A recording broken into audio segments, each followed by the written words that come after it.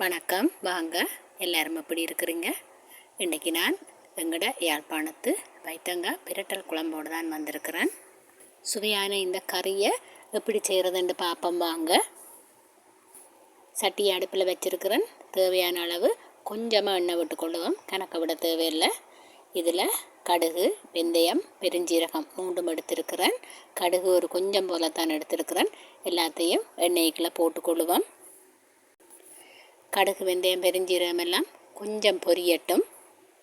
பொரிஞ்சதுக்கு பிறகு நாங்கள் முதல்ல வெள்ளைப்பூடை சேர்த்துக்கொள்ளுவோம். அதோட வெங்காயத்தையும் சேர்த்துக்கொள்ளுவோம்.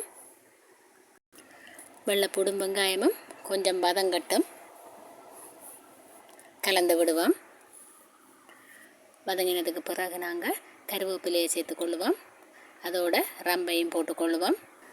ஒரு 3-4 பச்சை மிளகாயும் போட்டுக்கொள்கிறேன். போட்டுட்டு எல்லாத்தையும் வடிவாக கலந்து விடுவோம். வதங்கட்டும். இப்போ நாங்கள் பைத்தங்காயை சேர்த்துக்கொள்ளுவோம். கறிக்கு தேவையான உப்பையும் போட்டுக்கொள்ளுவோம். இப்போ நாங்கள் பைத்தங்காயை நல்ல வடிவாக பிரட்டி விடுவோம்.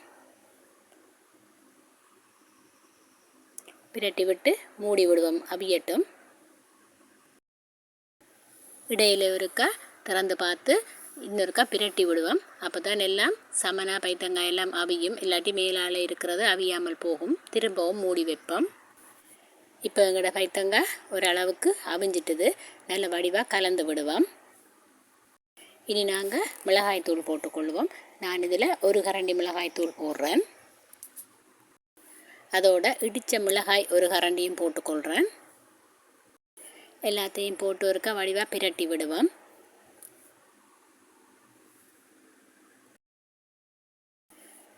இனி நாங்கள் இதில் தேங்காய் பால் கொஞ்சம் விட்டுக்கொள்ளுவோம். இது தண்ணி பால் தான் விடுறேன் நான். பால் விட்டதுக்கு பிறகு ஒரு வடிவாக கலந்து விடுவோம். இப்போ இதில் மஞ்சள் கொஞ்சம் போட்டுக்கொள்ளுவோம். இப்போ ஒருக்கா கலந்து விட்டதுக்கு பிறகு நாங்கள் இதை மூடி அவிய விடுவோம். இடையில ஒருக்கா திறந்து ஒருக்கா வடிவாக கலந்து விடுவோம். திரும்பவும் கொஞ்சம் நேரம் மூடி வச்சு விடுவோம். இப்போ பைத்தங்காய் எல்லாம் நல்லா அவிஞ்சிட்டுது. நாங்கள் ஒருக்கா கலந்து விடுவோம். கலந்து விட்டதுக்கு பிறகு கொஞ்சமாக முதல் பால் விட்டுக்கொள்ளுவோம். உங்களுக்கு குழம்பா தேவைன்னு சொன்னால் நீங்கள் கூட பால் விடலாம். பிரட்டல் கறியாக வேணுமென்றால் கொஞ்சமாக பால் விட்டுக்கொள்ளுவோம். ஆனால் திக்கான பாலாக இருக்கணும். இதில் புளி கொஞ்சமும் விட்டுக்கொள்ளுவோம். கொஞ்சமாக விடுவோம்.